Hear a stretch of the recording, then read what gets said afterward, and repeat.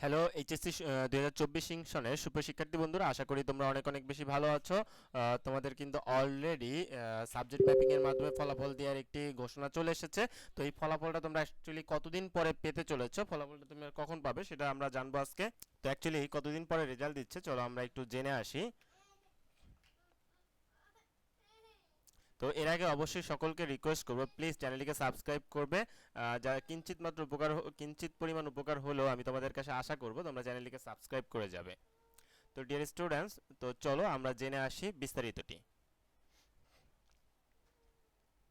শিক্ষার্থীদের তীব্র আন্দোলনের মুখে এইচএসসি ও সমমানের স্থগিত হওয়া পরীক্ষাগুলো বাতিল করা হয়েছে। আগামী 40 দিনে আগামী 40 দিনের মধ্যে এই পরীক্ষার ফলাফল প্রস্তুত করে প্রকাশের রূপরেখা কিন্তু ঠিক করা হয়েছে। যে বিষয়ের পরীক্ষাগুলো হয়েছে কিন্তু ব্যবহারিক পরীক্ষা হয়নি, ওই বিষয়গুলোর ব্যবহারিকের নম্বর সাবজেক্ট ম্যাপিংয়ের মাধ্যমে হতে পারে। আসলে পরীক্ষা নিয়ন্ত্রক ও সিস্টেম অ্যানালাইস্টের প্রস্তাবনা বা তাতে অনুমোদন পাওয়ার আগে এ বিষয়ে চূড়ান্ত কিছুই বলতে অপারগতা প্রকাশ করেছেন পরীক্ষা নিয়ন্ত্রকের কর্মকর্তারা।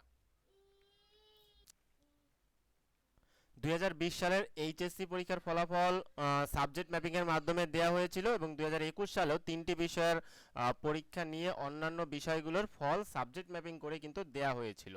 এই দুইটা উদাহরণ কিন্তু আমাদের হাতে অলরেডি আছে।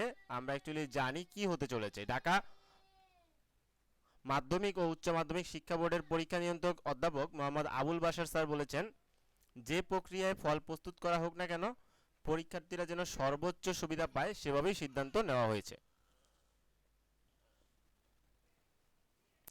তো তোমরা অলরেডি বুঝতে পারছো যে কিভাবে আসলে রেজাল্টটি হতে চলেছে। যেভাবেই রেজাল্ট হোক তোমরা কিন্তু সর্বোচ্চ সুবিধা পাবে, এ নিয়ে কোনো ডাউট নেই। আশা করি ভালো একটি ফলাফল তোমরা পেতে চলেছো। তবে পরীক্ষাটি হলো হয়তো বা যারা মেধাবী ছিল তারা অনেকেই খুশি হতো, কিন্তু সকল সমস্যা এবং বর্তমান পরিস্থিতির আলোকে অনেকেই হাসপাতালে ভর্তি আছে, অনেকেই পঙ্গুত্ব বরণ করেছে, বিভিন্ন প্রেক্ষাপটে এই পরীক্ষাটি নেওয়া কিন্তু সম্ভব হলো না।